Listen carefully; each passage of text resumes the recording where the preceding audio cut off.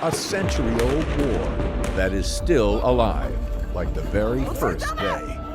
The recent clash between Israeli-Palestinian citizens was a glimpse of how deep this war goes.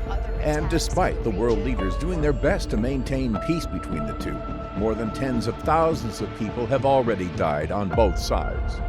From building a separation barrier to Arab nations uniting to break the same, this is the real picture of the Israeli-Palestinian war that the world must know.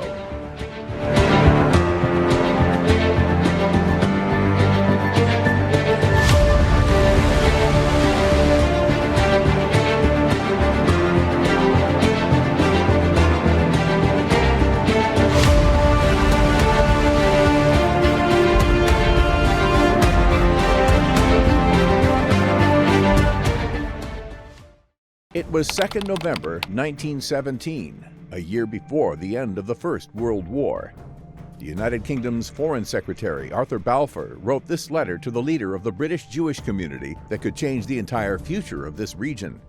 The letter contained the official confirmation from the British government, in which they agreed to establish a national home for the Jewish people in Palestine. This letter, later called the Balfour Declaration, marked the beginning of Jewish immigration to the Palestine region. However, there was one man who was not happy with this decision, and that man was Haj Amin al-Husseini, the leader of the Palestinian Arab nationalist movement. Within moments of the Balfour Declaration, Husseini declared the immigration of Jews in Palestine as the biggest threat to their existence, and created a plan of attack on their arrival. On 4th April 1920, at 10:30 a.m., hundreds of Jews were witnessed migrating to the old city of Jerusalem. But what they did not expect is that more than 70,000 Arabs would be waiting for them at the city square. As the people from both sides reached closer, Palestinian politician Al Aref arrived on a horse at Jaffa Gate and delivered this heart-stopping speech. "If we don't use force against Zionists and against the Jews, we will never be rid of them." Within seconds, thousands of Arabs started shouting the words, "Independence, Palestine is our land, the Jews are our dogs," and started attacking Jews from every angle. In the next few hours, more than 216 Jews were injured, women were raped, robbed, and homes were set on fire. A witness said stones were thrown at the Jews. Zionist soldiers were covered in blood, and Arab women were witnessed hiding deadly weapons under their clothes. After these horrific riots, Arab sheiks from 82 villages around the city of Jerusalem claimed to represent 70% of the population and demanded complete control of the Palestine region. Now, the history around the West Bank, East Jerusalem, and the Gaza Strip that is claimed by the Palestinians has been through different powerful empires. Sometimes a new kingdom claims authority over the defeated ones, while others give examples of the rich history of the land they belong to. But the actual question is, who amongst the two holds the actual rights to this region? Does the majority of the population residing in a particular area own that land? Or is it the rich history between the two that holds more value than others? Well, we are not here to decide who will own this region, but after diving deeper into their history, we did find compelling facts that could help you understand this issue clearly. To begin with, let's rewind all the way back to 900 BCE, when the Kingdom of Israel and the Kingdom of Judah actually existed on earth.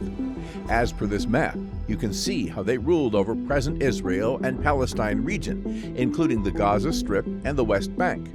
These kingdoms were the first sign when Israel, as a people, appeared in history. And for almost 2 centuries, the Kingdom of Israel flourished towards its future until 720 BCE, when it attracted the evil attention of Shalmaneser III, the leader of the world's strongest military power in history and the king of the world's largest empire on record, the Neo-Assyrian Empire. With his ultimate objective to rule the world, Shalmaneser was a lot closer than others could imagine, because during his rule, he conquered Mesopotamia, which includes present-day Iraq, Iran, Kuwait, Syria, and Turkey. Then he took over Egypt, Anatolia, Arabia, and Armenia. And now the Kingdom of Israel, which he destroyed and conquered in 720 BCE, forcing more than 27,000 Israelites, around 1/5 of their population, to flee toward Mesopotamia. Soon after the takeover, Shalmaneser made Jerusalem and the Kingdom of Judah part of its empire. A few decades later, the same was handed to Neo-Babylonian Empire.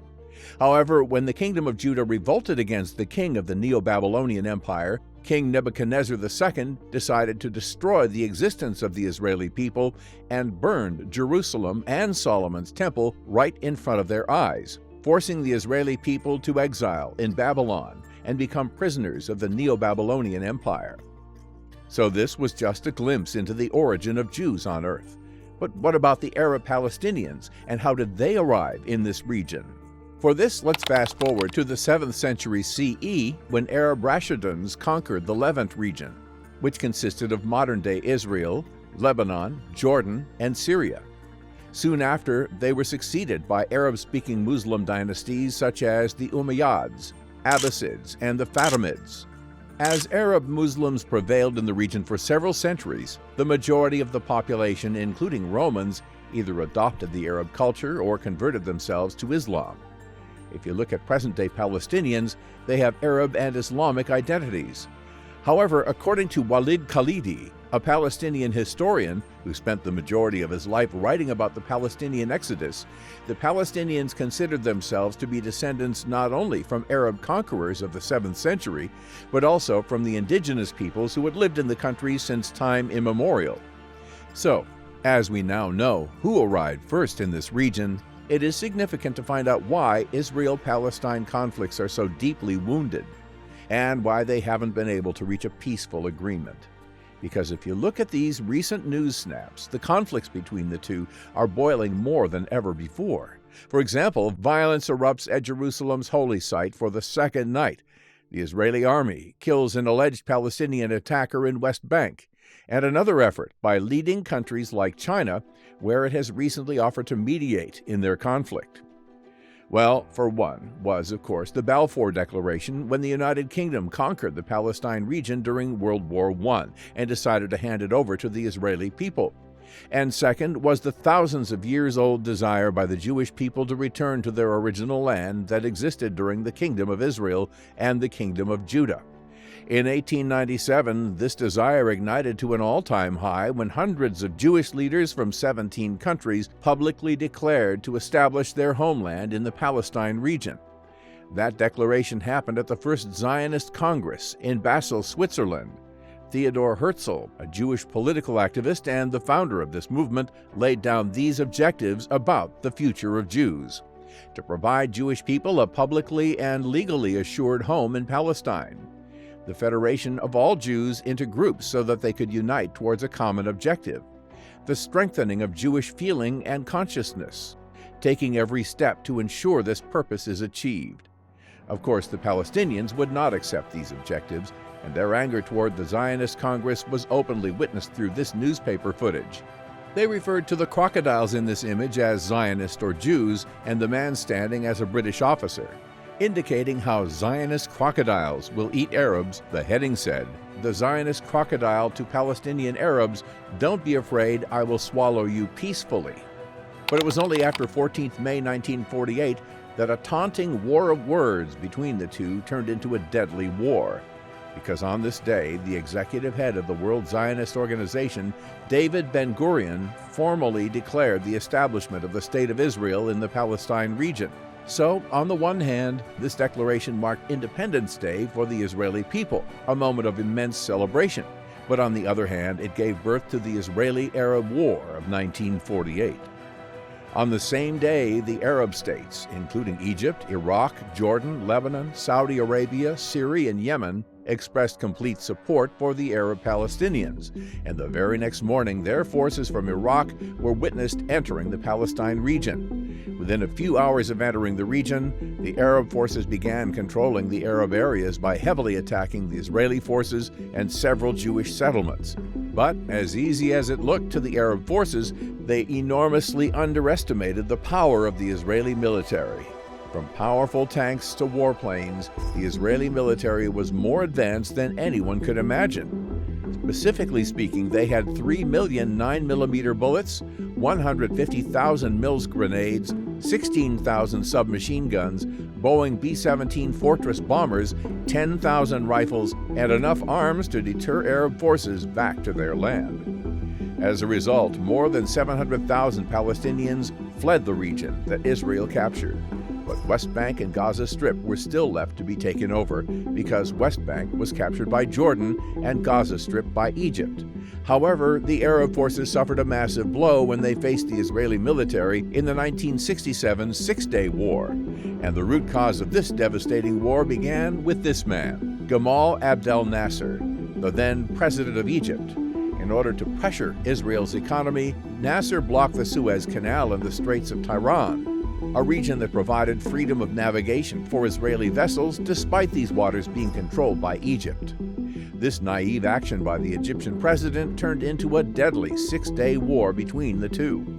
In the end, Israel captured the West Bank, including East Jerusalem and the Gaza Strip, which was occupied by Egypt, with 20,000 Arab soldiers killed and only 1,000 soldiers dying on the Israeli side. Nasser was forced to resign from his post in shame. Moreover, 325,000 Palestinians and 100,000 Syrians were also expelled from the West Bank after Israel's takeover. Although in the Oslo Accords, Israel allowed a limited form of Palestinian self-governance in the part of West Bank and Gaza Strip, the tensions between the two bring back trust issues of the past every day.